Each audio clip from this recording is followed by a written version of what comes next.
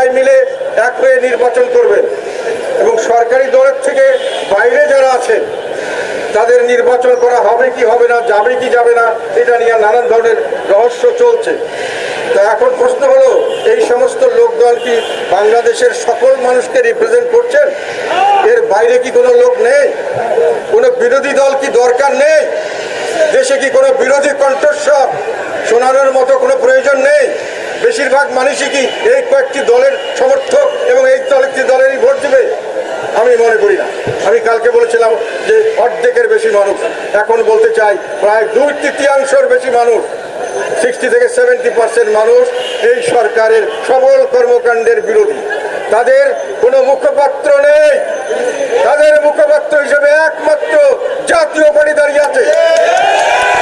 শত বর্ষ বাধা বিভক্তির মধ্যেও জাতীয় পার্টি তাদের এই কাজ চালিয়ে যাচ্ছে এবং ইনশাল্লাহ এটা কথা মনে রাখবেন।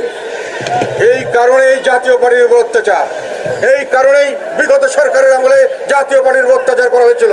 বিভিন্নভাবে যে ষড়যন্ত্রগুলি গতবার সরকার করেছে, এই একই ষড়যন্ত্র এখন ভাবে চলছে। একটা হলো মামলা দেওয়া, মিথ্যা মামলা, সবাই জানে, সকলেই বলছেন মিথ্যা মামলা, তারপরে দেওয়াই চলছেই আর চলছেই।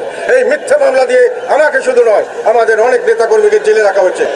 আপনারা বলেন সমাজে পরিবর্তন এনেছেন, আপনারা বলেন আমরা ফ্যাসিবাদকে দমন করেছি, এখন আমরা গণতন্ত্রের পথে এগিয়ে যাচ্ছি। আপনারা যে পথে যাচ্ছেন একই কাজে করেছিল আমাদের এর আগের আমাদের যে শেখ হাসিনা সরকার, একই কাজ করেছিল। আমাদের মধ্যে গ্রুপিং সৃষ্টি করে কিছু লোককে দলের সুযোগ সুবিধা নিয়ে, সরকারি সুযোগ সুবিধা দিয়ে তাদেরকে ভাগ করে আমাদের বিরুদ্ধে আমাদেরকে ব্ল্যাকমেইল করার জন্য ব্যবস্থা করা হয়েছিল। এই কাজ আপনারা আবার করছেন, শুধু দেশ জুলুম দিচ্ছেন না, এইভাবে একইভাবে চালিয়ে যাচ্ছেন। মনে রাখবেন, বাংলাদেশের বেশিরভাগ মানুষ এখন বিরোধী শিবিরে। বাংলাদেশের বেশিরভাগ মানুষ এখন পর্যন্ত জাতীয় পার্টিকে তাদের কণ্ঠস্বর মনে করছে এবং বিরোধী রাজনীতি থাকবে না।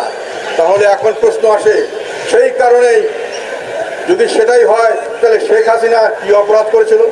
আমরা শেখ হাসিনার বিরুদ্ধে সকল দল মত নির্বিশেষে আপামর জনসাধারণ কেন শেখ হাসিনাকে ফ্যাসিস্ট বলে বিদায় করলো?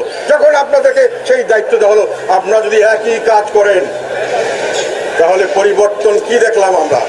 আপনারা যদি তাকে ফ্যাসিবাদকে যদি বলে থাকেন যে এরা হলো